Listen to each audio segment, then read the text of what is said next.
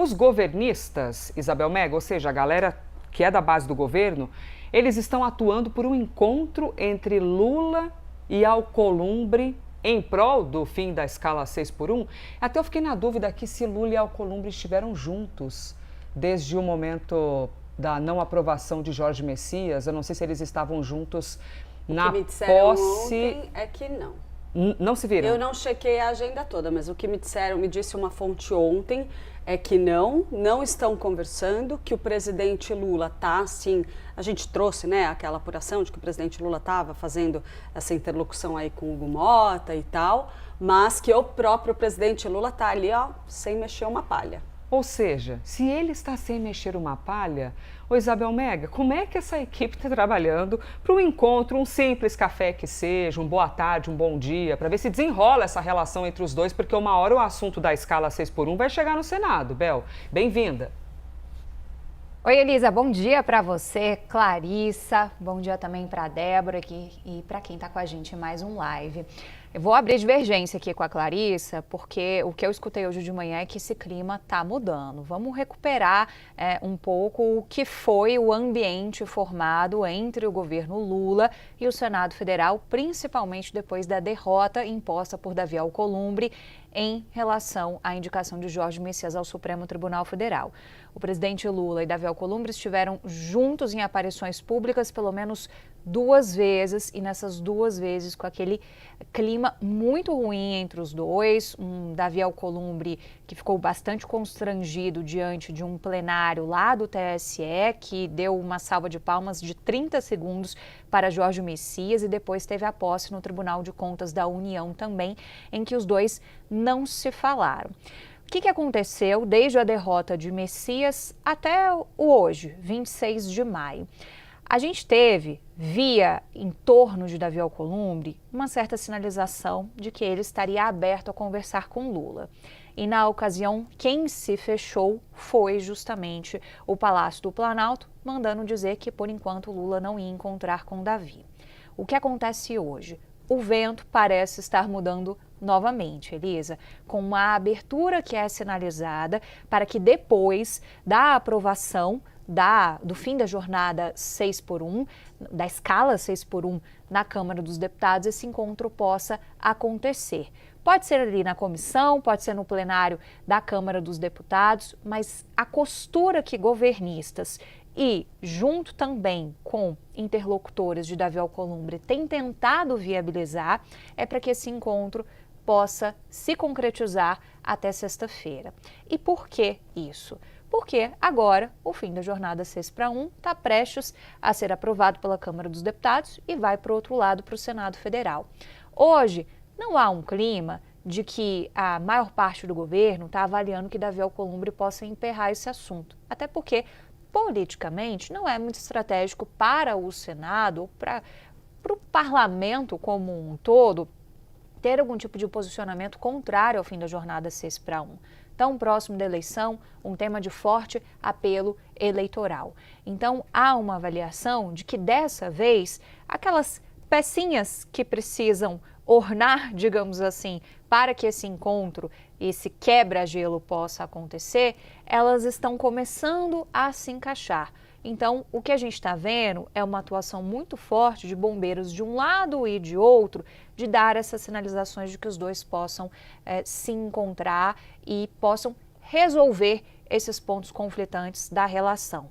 Isso passa, claro, pela 6x1, mas isso passa por outras pautas que sejam de interesse do Palácio do Planalto e do próprio presidente do Senado, Davi Alcolumbre. Então, é muito o que a gente ouve de clima de bastidor, principalmente pensando em todo esse histórico em que a relação realmente se tornou muito aguda entre os dois, com o ápice sendo a derrota imposta por Davi Alcolumbre ao governo durante a indicação de Messias, que o governo já deu a senha.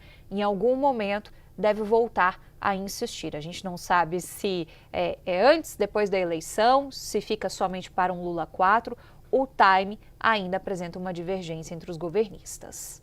Lindo, Bel, e lembrando aqui a Clarissa dizendo um negócio, o governo tá meio assim, vamos uma bucha de cada vez. vamos resolver a Câmara, depois a gente chega no Senado. Só que assim, já tem que ir trabalhando esse terreno, né? Por isso que é interessante a Isabel trazer para a gente o olhar, a galera está atuando para tentar construir uma aproximação aqui, porque o negócio deu uma azedada.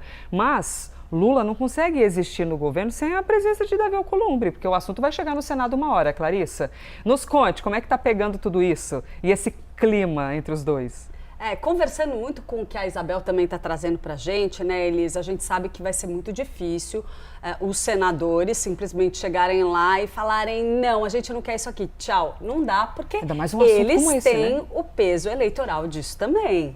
Então é óbvio que os parlamentares que estão lá sob Davi Alcolumbre vão querer capitalizar essa história toda também. A gente está falando de uma proposta de altíssima popularidade. A ideia do relatório ali apresentado ontem vem com a premissa de fazer uma transição rápida, que tudo bem, o governo sabe que não vai ser essa moleza toda, ainda tem muita negociação, mas ainda assim é uma sinalização. Então, os senadores também querem botar o dedinho ali. Só que tem muitos fatores que pesam nesse diálogo com o Davi Alcolumbre, que, como a gente vem trazendo, a gente tem o Hugo Mota aí servindo como uma espécie de interlocutor, né? Fazendo o meio de campo junto com o José Guimarães, que é o ministro da Articulação Política, que também, inclusive, tem ótima relação com o Davi Alcolumbre, apesar do atrito que a gente está vendo entre o Palácio do Planalto e o presidente do Senado. Então, no atual contexto, o que a gente tem? O que está sendo desenhado nos bastidores para tentar aliviar um pouquinho a resistência lá no Senado e garantir que a coisa passe com tranquilidade. Uma frente é até algo que a Larissa Rodrigues aprofundou bastante na apuração dela para a gente ontem, que é deixar uma margem, uma gordura na transição, ou seja, botou uma transição bem curtinha, para que o Senado, ou mesmo na própria Câmara, preferencialmente na própria Câmara, pelo que eu entendi, possa haver uma negociação para estender um pouco esse prazo. Aí qual que seria a ideia? Sai da Câmara o projeto com uma transição maior, não esse um pouco mais de um ano que o governo está propondo agora. Sai com uma transição maior, mas aí chega lá no Senado com a possibilidade de, quem sabe, o Davi Alcolumbre e os amigos dele botarem o dedinho e dizerem: não, a gente vai reduzir de novo. Porque aí fica bonito, os senadores que estão baixando a transição. Claro. Tal. Então, assim, esse, por exemplo, é um tipo de aceno que está sendo conversado nos bastidores. Tem também uma outra coisa, e aí eu vou trazer um pouco da pimenta que está correndo nos bastidores, tá? Eu vou trazer o veneno, tá, gente? Eu não me responsabilizo por essa informação, porque é veneno, mas a gente sabe que jornalista de bastidores de política vive de fofoca também. Então eu vou soltar um pouquinho do veneno que está correndo. Tem uma turma que acha que uma forma de apaziguar os ânimos com Davi Alcolumbre é acalmar alguns ministros que, segundo alguns interlocutores dessa negociação, estão atrapalhando um pouco a vida da articulação política. Tem gente que acha, por exemplo, que Guilherme Boulos subiu demais o tom nessa coisa do fim da escala 6x1, que ficou batendo demais no Congresso Nacional como responsável por dificultar a negociação como o governo queria. Eles que estão insistindo na transição, o Lula não, o Lula quer que seja agora, tal. Acham que ele forçou a mão, porque aí o Congresso fica de tirar mal, enquanto o Lula sai bonito na foto. Então tem gente um pouco incomodada com Guilherme Boulos. Eu ouvi também algumas reclamações ali do pessoal se queixando da liberação de alguns projetos relacionados ao Ministério da Saúde, que poderiam contribuir para animar as bases eleitorais em período pré-eleitoral, e que todos esses movimentos, por exemplo, digamos assim, um alinhamento do presidente Lula com alguns dos seus próprios auxiliares e também ministros do Centrão, que estão no governo e que não estariam jogando tanto do jeito que eles gostariam, não sei, pelo menos foi o que eu ouvi, tá, gente? Veneno.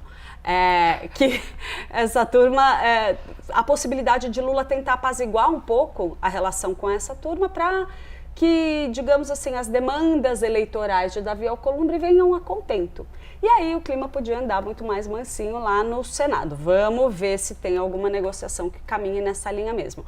Mas, para isso tudo, eu acho que vale a gente mencionar, só eu me alongar mais um tequinho, que o presidente Lula foi muito habilidoso em tomar para si o grande crédito do fim da escala 6x1, independentemente da aprovação no Senado. Por quê? Primeiro, ele abraçou a bandeira. Botou em tudo quanto é discurso, fez peça publicitária, dizendo, olha, o meu governo, o governo desse cara aqui sindicalista, vai comprar essa ideia, que tudo bem, teve a Erika Hilton que veio, puxou, mas a gente vai comprar essa ideia e vai fazer andar. Pô, fiz andar, fiz de tudo, cheguei aqui na Câmara dos Deputados, olha, fizemos um acordão, anunciamos, apertei a mão do Gumota, cara, a gente falou, ó, em 1 ano vai acabar isso aí, você vai ter 2 dias de folga. Pô, olha, o Lula fez.